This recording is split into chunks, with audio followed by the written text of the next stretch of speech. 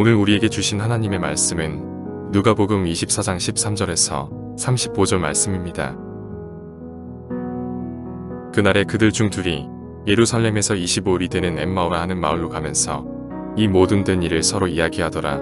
그들이 서로 이야기하며 문의할 때에 예수께서 가까이 이르러 그들과 동행하시나 그들의 눈이 가리어져서 그인 줄 알아보지 못하거늘 예수께서 이르시되 너희가 길 가면서 서로 주고받고 하는 이야기가 무엇이냐 하시니 두 사람이 슬픈 빛을 띠고 머물러 서더라. 그 한 사람인 글로버라 하는 자가 대답하여 이르되 당신이 예루살렘에 체류하면서도 요즘 거기서 된 일을 혼자만 알지 못하느냐.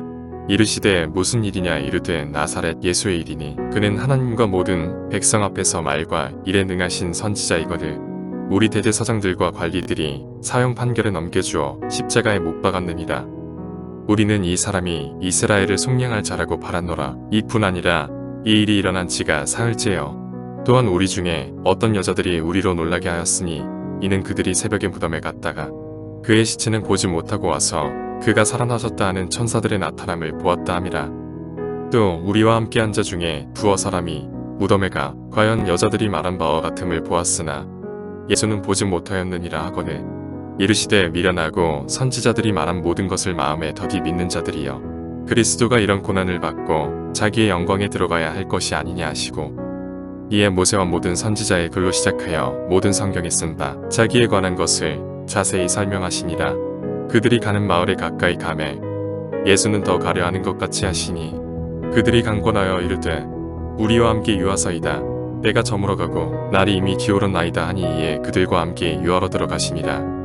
그들과 함께 음식 잡수실 때 떡을 가지사 축사하시고 떼어 그들에게 주시니 그들의 눈이 밝아져 그인 줄 알아보더니 예수는 그들에게 보이지 아니하시는지라.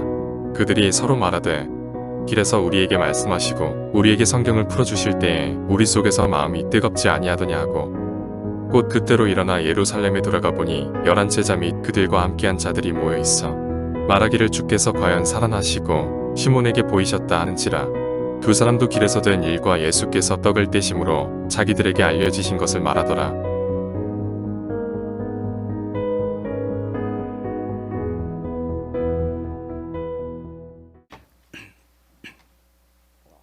정부에서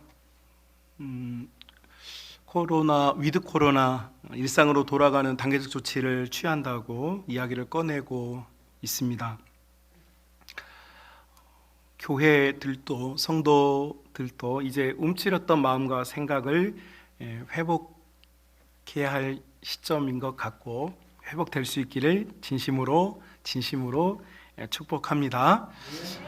그런데 이렇게 회복되어지기 위해서 필요한 조치가 필요한데 제가 예전에 사역했던 교회에 저 키만한 한 1m 50 정도 되는 큰 벽시계가 있었습니다.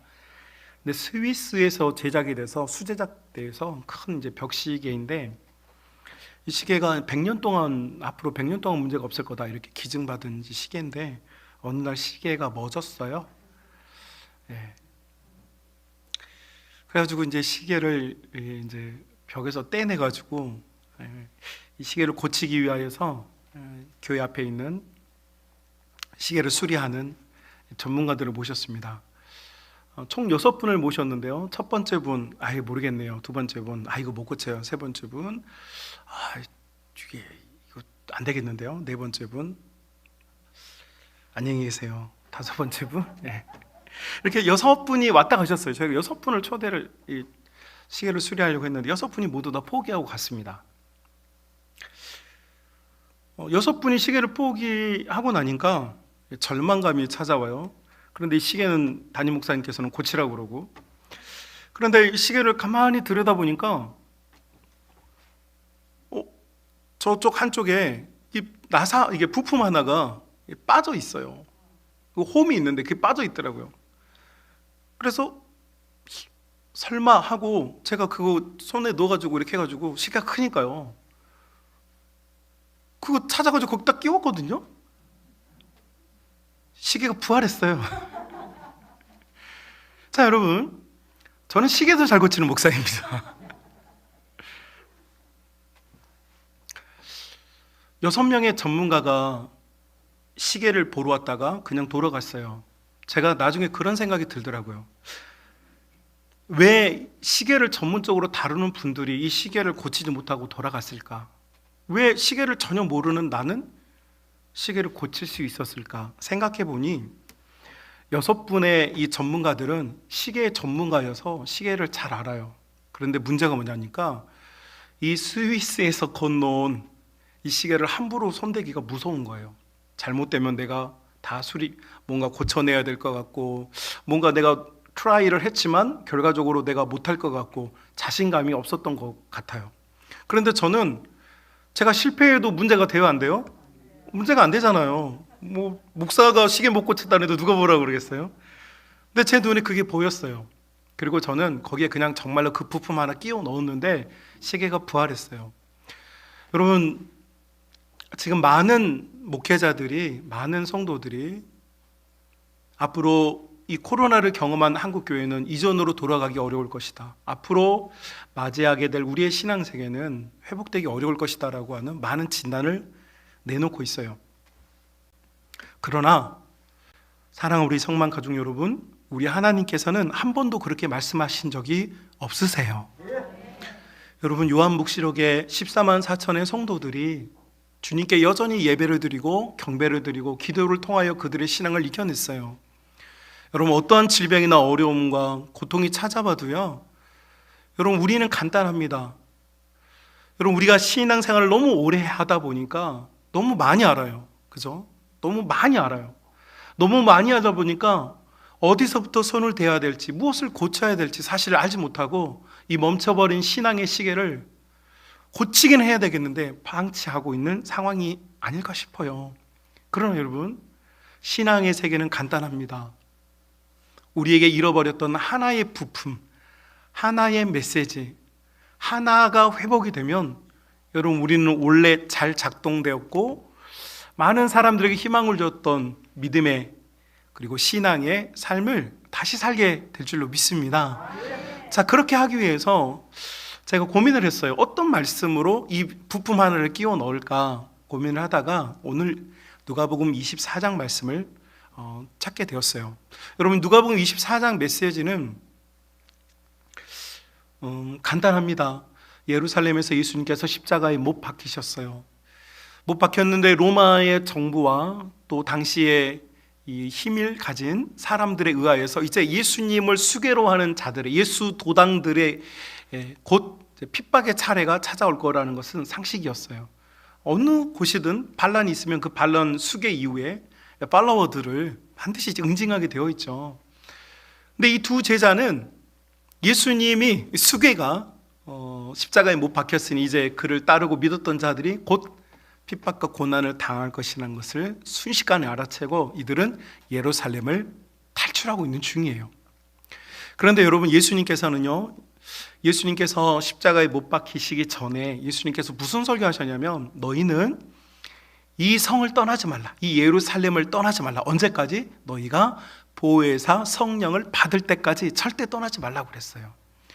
자, 그런데 제자들은 자기에게 찾아온 인생의 고난, 어려움 앞에서 지금 탈출을 하는 거예요. 빨리 이 고난과 핍박을 피하고 싶어서 도망을 쳤어요. 도망을 치고 있어요. 그런데 그들이 엠마오라고 하는 작은 소도시로 그들이 도망치고 있는 과정에서 예수님을 만납니다. 그리고 결과적으로 예수님을 만났고 이 사람들은 그들이 탈출하려고 했던 예루살렘으로 다시 돌아가게 되죠. 사명의 자리, 은혜의 자리, 기도의 자리로 그들이 다시 돌아가게 돼요. 자, 그래서 저는 오늘 여러분, 이 두 명의 제자가 만났던 예수님께서 만나주셨던 두 제자의 사이에 있었던 이 관계, 그리고 그들의 대화를 통하여서 우리의 신앙을 치유하는 신앙의 회복 3단계를 여러분과 함께 나눠보려고 해요. 자, 신앙의 회복 3단계 그 첫 번째는 뭐냐면 바로 이 제자들의 입에서 예수님에 대한 이야기가 끊임없이 흘러나오고 있었다라는 것입니다. 여러분, 14절, 15절 보면 이렇게 되어 있어요. 이 모든 된 일을 서로 이야기하더라. 두 제자가 서로 이야기하는 거예요. 15절, 그들이 서로 이야기하여 문의할 때, 그러니까 여러분, 예루살렘에서 탈출을 하고 있지만 그들이 지금 이 상황에서는 핍박이 두렵고 그들이 맞이한 이 현실이 너무 암울하고 어려워서 이 자리를 피하고는 있지만 그들의 입술에는 뭐가 있어요? 예수님이 계시는 거죠. 그러니까 여러분, 신앙이 회복되는 첫 번째 조건은 바로 우리가 예수님에 대한 이야기를 하는 거예요. 여러분, 우리가 이제 착각하는 것 중에 하나가 교회 이야기를 하면 예수님에 대한 이야기라고 생각하는데, 여러분, 교회 이야기는요 예수님에 대한 이야기가 아니에요. 예수님에 대한 이야기여야 돼요. 예수님에 관한 이야기, 예수님께서 무엇 하셨는지, 예수님이 어떤 분이신지, 예수님께서 지금 어떻게 일하시는지, 예수님에 대한 이야기를 제자들이 나누고 있었다는 거죠. 여러분, 우리가 지금 우리 입술에서 해야 될 말이 많아요. 살기 위해서, 경쟁하기 위해서, 더 나아가기 위해서 우리가 많은 말을 해야만 하지만, 여러분, 우리의 신앙이 회복되는 데 있어서 가장 중요한 것은 우리의 입술에 예수님을 담고 있어야 한다. 그래서 우리 믿음의 가족 여러분, 우리가 많은 말을 해야 하는 세상에 살고 있지만 여러분의 입술에 예수님의 이름이 더 많아지시고 예수님을 찾고 예수님을 부르짖고 예수님을 끌어안는 여러분, 그런 많은 예수님에 관한 이야기들이 여러분 입술에서 흘러나올 수 있기를 주님의 이름으로 축복합니다. 여러분, 아주 훌륭한 교회라고 평가받는 한 교회에서 소그룹, 셀 모임을 하는데 과연 성도들이 어떤 이야기를 많이 하는가, 이걸 녹취를 했어요. 공개적으로 녹취를 해서 그걸 분석을 해보니까 그 교회 성도들은 약 78%가 자기 이야기를 하더래요. 여러분, 이게 무슨 얘기냐면, 우리 소그룹이나 셀 모이면 나 이번 주에 아팠어, 나 이번 주에 뭐 했어, 우리 아이가 뭘 했어, 우리 남편이 지금 뭘 하고 있는데 뭘 했어, 이런 이야기들을 하는데 이게 78%라는 거예요. 그리고 3%만이 예수님에 대한 이야기를 하더라는 거예요. 예수님께서 3%. 그 나머지는 뭐냐? 교회 이야기. 그러니까 우리 구역 이야기, 교회 이야기. 여러분, 그 교회는 소문난 교회인데 그 교회에서 소문난 교회임에도 불구하고 성도들의 입에서는 3%만이 예수님에 관한 이야기가 오고 가고 있대요. 여러분, 우리 성도들의 입에서는 100% 예수님의 이름이 퍼져나올 수 있기를 주님의 이름으로 축복합니다. 예수님이라는 이름이 없지만 예수님을 담는 말이 나올 수 있기를 주님의 이름으로 축복합니다. 어제 무슨 가정에 이렇게 손님을 이렇게 초대하고 손님을 맞이하는 일이 있었어요. 손님을 초대해 놓으니까 아무래도 바짝 긴장해 있는데 우리 이 딸아이가 도와주다가 보니까 정신이 없는데 뭘 하다 보니까 아이가 무두건이 서 있어요. 그래서 너 뭐 하냐 그랬더니 우는 거예요. 갑자기 너 왜 우냐 그랬더니 자기가 화장실에 있는데 아빠가 불을 껐다는 거예요. 그래서 제가 아직 그 새 집의 스위치가 켜진 건지 꺼진 건지 구분이 잘 어려워요 지금. 근데 제가 이제 화장실에 불이 켜진 줄 알고 아무도 없는데 불이 꺼야 되겠다고 끈 건데 우리 딸이 거기 있었던 거죠. 근데 우리 딸이 그 안에서 계속 외쳤대요. 불 켜달라고. 근데 저희는 너무 바빴어요. 정신이 없어가지고 우리 딸아이가 그 살려달라고 하는 그 헬프미 하는데 그 얘기를 못 들은 거예요. 막 한참 이렇게 하고 있는데 그 아이가 나와서 눈물을 뚝뚝뚝 흘리면서 울고 있는데 바빠 죽겠네. 또 울고 있으니까 속 터지잖아요. 맞죠? 제가 진짜 못된 아빠예요. 그래서 너 왜 우냐고 그랬더니 자기가 그렇게 도움을 요청하고 있는데 아빠가 불을 꺼가지고 너무 서러워가지고 우는 거예요.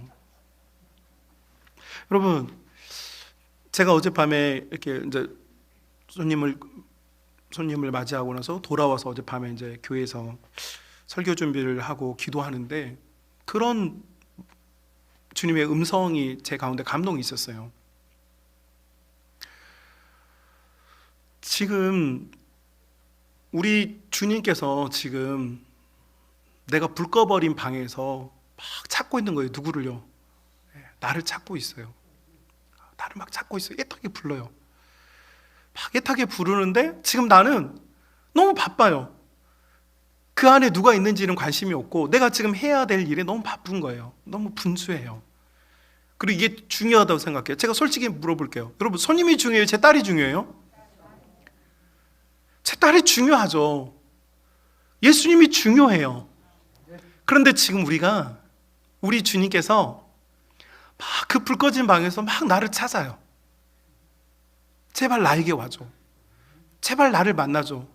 제발 너의 기도의 방에 불을 켜줘. 이렇게 이야기를 하는데 우리는 내 인생이 너무 바빠서 내가 너무 힘이 들어서 그 이야기를 못 듣고 있지 않는가라는 생각이 들었어요. 그래서 어젯밤에 우리 딸한테 미안하기도 했지만 주님께 회개의 기도를 드렸어요.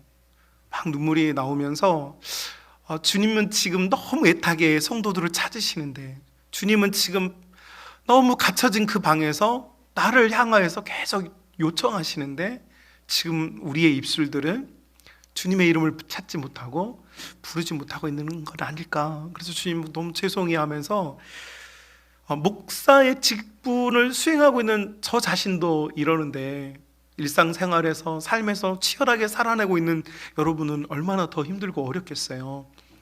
여러분, 우리 입술에 다시 예수님 그분의 이름을 되찾읍시다. 주님의 이름을 부릅시다. 주님의 이름을 부르는 그곳에 주님께서 임재하신 줄로 믿습니다. 자, 이렇게 주님의 이름을 부르는 그곳에 부른다고 그러면 우리 신앙이 부흥이 되느냐? 그렇지가 않고 두 번째 단계가 오늘 성경에 나와 있습니다. 25절 말씀 보시면, 여러분 25절 말씀 보면 이 두 제자가 예수님에 관한 이야기를 막 하고 있는데 25절 예수님께서 말씀하세요. 이르시되 미련하고 선지자들이 말한 것을 마음에 모하는 자들아,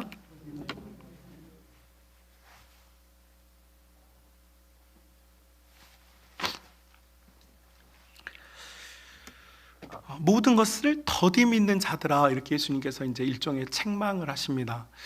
여러분, 우리가 예수님을 말하고 예수님께 신앙을 고백하고 예수님에 대한 이야기를 할 수는 있는데 그 다음에 해야 될 게 뭐냐면 예수님께서 이렇게 믿음이 없다라고 하지 않으셨어요. 여러분, 믿음이 없다 이렇게 예수님은 당신의 사랑하는 자녀들에게 믿음이 없다고 말씀하신 적이 없어요. 믿음이 적은 자들아, 혹은 오늘처럼 더디 믿는 자들아, 이렇게 말씀하시는 거예요.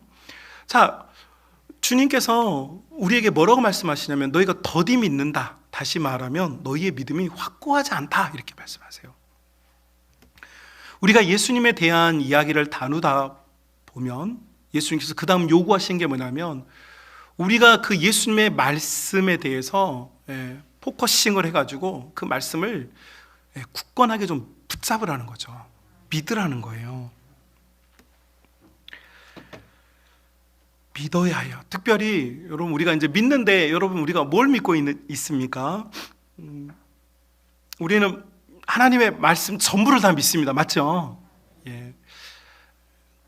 그렇다면 오늘 본문에서 26절에서 예수님께서 이것까지 믿어야 된다고 말씀하세요. 26절, 그리스도가 이런 고난을 받고 자기 영광에 들어갈 것도 아니냐, 이렇게 말씀하시죠. 그러니까 제자들이 예루살렘에서 도망친 이유가 뭐였냐면 예수님이 하나님의 아들이신 것과 예수님께서 자기들의 구원자라는 걸 고백했어요. 그런데 문제는 뭐냐면 예수님이 하나님의 아들이고 메시아이신데 고난은 받기 싫은 거예요. 고난은 받기 싫어요. 내가 예수님을 믿는데 예수님의 그 영광과 함께 찾아오는 고난은 우리가 거절하고 싶은 거예요.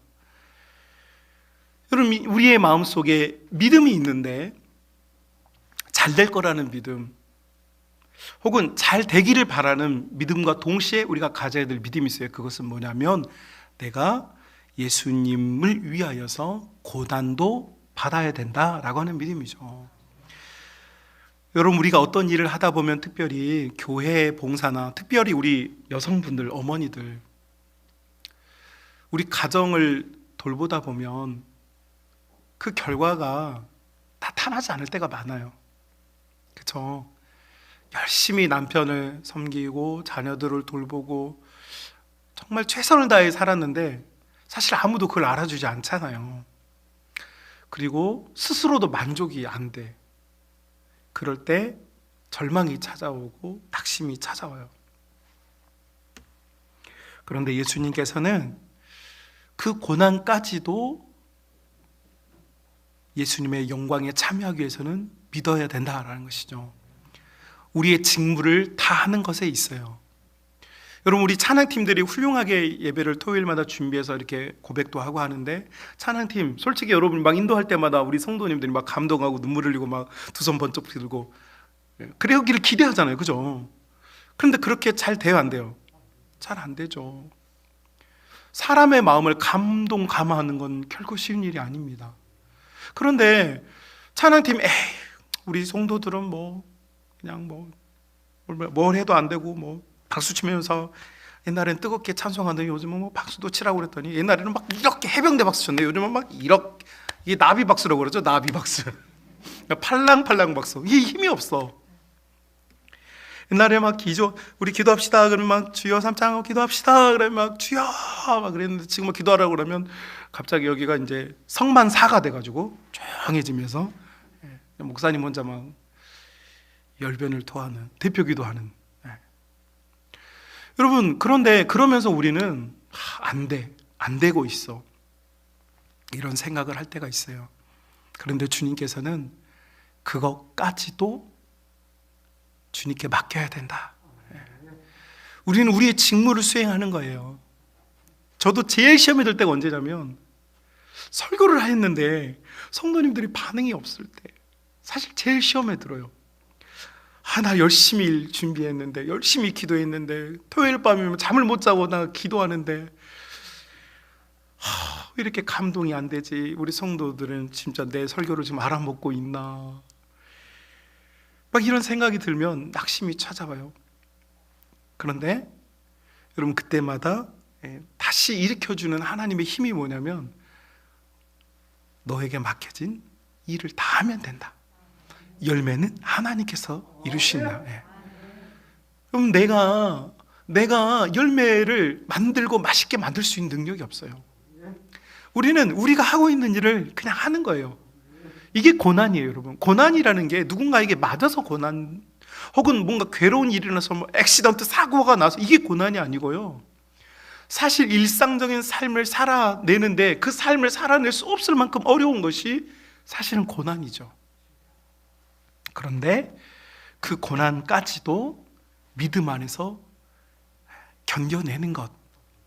여러분, 그래서 믿음이라고 하는 것은, 주님께서 더디 믿는다라고 하시는 것은 너희가 뭔가 확고한 것에 대해서 흔들렸다는 이야기가 아니라, 너희가 이 고난까지도, 이 예루살렘에서 맞이하게 될 이 고난까지도 신앙의 몫인 것을, 십자가의 몫인 것을, 예수님께서 친히 당하셨던 그 고난까지도 주님이 지셨으니까 바로 그것도 나의 것이라고 하는 것을 믿는 것, 이것이 참된 믿음이고 신앙 회복의 두 번째 단계입니다. 여러분, 이 단계를 넘어서는 자녀들 될 수 있기를 주님의 이름으로 축복합니다. 그리고 이제 마지막 세 번째 단계가 있습니다. 드디어 엠마오에 도착하였고 제자들과 예수님이 식탁에 앉았습니다. 예수님께서 떡을 떼시고 축사하셔서 마지막 잡히시던 날 밤에 12명의 제자들에게 하셨던 것처럼 이 2명의 제자들에게도 그렇게 해주셨습니다. 떡을 먹었는데 예수님이 갑자기 보이지가 않아요. 사라지셨어요. 그런데 여러분, 오늘 본문을 가만히 들여다보십시오. 31절, 그들의 눈이 밝아져 예수님인 줄 알아보았어요. 예수님은 그들에게 보이지 않게 됐어요. 희한한 말씀이죠. 눈이 밝아져서 예수님을 보게 됐는데 예수님은 사라져버린 거예요.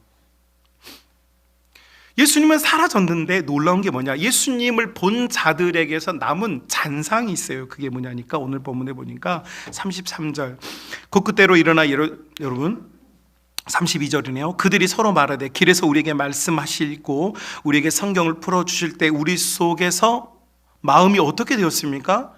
뜨겁게 되었다. 뜨겁게 되었다. 자, 예수님은 눈앞에서 사라졌어요. 예수님은 사라졌는데 그들에게 남겨진 건 뭐예요? 뜨거움이에요. 뜨거움. 말씀이 가진 힘과 능력이 뭐냐? 바로 우리 가슴에 남겨진 뜨거움이라는 거죠. 이 뜨거움은 우리가 생각하는 것처럼 뜨거워의 그 뜨거움이 아니라 확산되어 견고하여 지다라는 뜻이에요. 확산되어 견고하여 지다. 여러분, 우리나라 이 DMZ라고 하는 비무장지대가 있죠. 북한과 남한 경계를 두고 철책을 두고 있는 곳이 있는데, 여러분, 이곳은 사람들이 이렇게 잘 다니지 않는 곳이고 군인들만 이렇게 정찰을 하다 보니까 무성해져요. 그런데 남북 군사 분계선에서 서로 간에 시야를 확보하기 위해서 가을이 되면 불을 놓아서 그 지역을 이제 초토화시켜요. 깨끗하게 비우는 거죠. 청야 작업을 해요. 지금은 안 한다고 그래요. 과거에는 그렇게 했었어요. 그 불을 놓아서 이렇게 그 지역을 깨끗하게 다 태워버려서 어떻게 하느냐? 적군과 우리 아군을 정확하게 구별하기 위해서 그걸 태우는 거예요. 자, 여러분, 여기서 뜨거워졌다는 거 하는 것은 감각적으로 뭔가 뜨겁다 그런 이야기가 아니라 예수님의 말씀을 들었던 성도들이, 이 두 명의 제자들이 그들의 뭔가 헷갈리고 분별되지 않았던 것들이 분명해지는 거죠. 이 뜨거워진 불은 하나님과 나 사이를 명확하게 만들어요. 이전에는 하나님이 내 아버지가 아닌 것 같기도 하고, 내가 하소연하고 울부짖을 때 내 아버지는 듣지 않으셨던 것 같기도 했어요. 그런데 뜨거워지면 나타나는 결과가 뭐냐면 정확해져요. 하나님이 나의 아버지가 되시고 예수님께서 나의 구주가 되신다라는 게 정확해지는 거죠. 제가 예전에 사역했던 교회에서 그 그레이스 홀이라고 새벽 기도실이 있는데 교인들이 한 800명이 이렇게 집회를 해요. 근데 저희 아내가 그때 막 반주를 하는데, 반주를 하는데 우리 큰애였던 그 혜린이가 이제 갓난아기 꼬마 있을 텐데, 제가 이렇게 그 제일 뒤에 이렇게 믹서 콘솔이랑 음향기기 있는데 저렇게 있고, 아내는 저 제일 앞에 있고 막 이제 말씀 이렇게 전하고 있는데, 보니까 어디서 막 애가 하나 울어요. 막 응애 막 울어요. 막 우는데, 저는 이렇게 저 그 오른쪽에 그 유아 놀이방이 있거든요. 뭐 네 집애가 저렇게 우는 거야? 쳐다봤는데 갑자기 제일 앞에 앉아있던 그 어떤 여자가 탁탁탁탁탁탁 해가지고 막 뒤로 뛰어가는 거예요. 그 여자가 제 아내고요. 그 뛰어갔던 아이가 누구냐면 저희 혜린이었어요. 아니, 그 방에요, 애들이 진짜 많거든요. 근데 저는요, 우리 애 울음소리를 몰라요. 그냥 애가 우나 보다, 왜 엄마는 누군데 이렇게 안 가지? 이러고 있었는데, 그 유아실에서, 그 유리벽으로 돼 있는데 유아실에서 그 앞에 그 반주하는 데까지 거리가 한 30-40m 돼요. 엄청 예배가 홀이 큰데 그 소리를 듣고 뛰어가는 거예요. 안고 나왔는데 보니까 우리 애를 안고 나왔어요. 여러분, 우리는 이런 생각을 해요.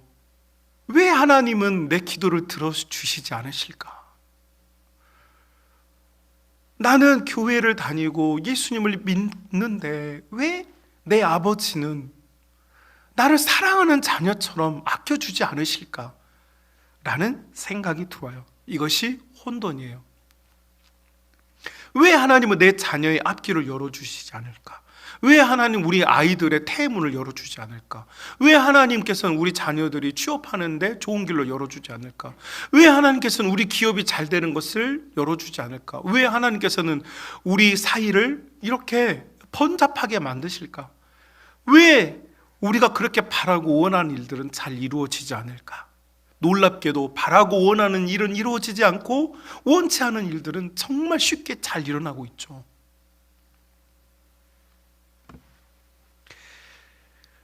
그런데 두 제자는 예수님을 만나고 그분의 말씀을 받아들이면서 그 가슴이 분명해지기 시작했어요. 그 가슴이 뜨거워지기 시작했어요. 그들이 잃어버렸고 그들이 상실해버렸던, 그들이 놓치고 있었던 주님과 자신들의 관계가 다시 회복이 되기 시작했어요. 그래 우리 주님 병든 자를 만져주시고 상한 자를 고쳐주시고 괴로운 자를 쓰다듬어 주시고 죄에 노출된 자녀들을 포기하지 않고 안아주시고 또 가늠하다 잡힌 여성을 책망하지 않으시고 옷을 덮어주시면서 다시는 그러지 말라고 용서해 주시는, 끝없이 죄에 시달리고 끝없이 망가지고 있고 끝없이 아무것도 안 되는 우리의 삶에 대해서 한없이 끝없이 관대하게 용서해 주시는 예수님의 모습을 제자들이 보게 된 거예요. 여러분, 예수님의 그 진짜 모습을 보고 나면 우리의 가슴은 뜨거워질 수밖에 없어요. 나는 안 된다고 생각하는데 주님은 되게 만드세요. 나는 불가능하다고 생각하는 것을 주님은 되게 만드세요. 주님을 발견하면 그 모든 것이 클리어져요. 명확해져요. 그리고 그 명확해짐을 통하여서 우리의 가슴은 흔들리지 않게 되죠. 왜냐하면 희망이 보이기 때문이에요.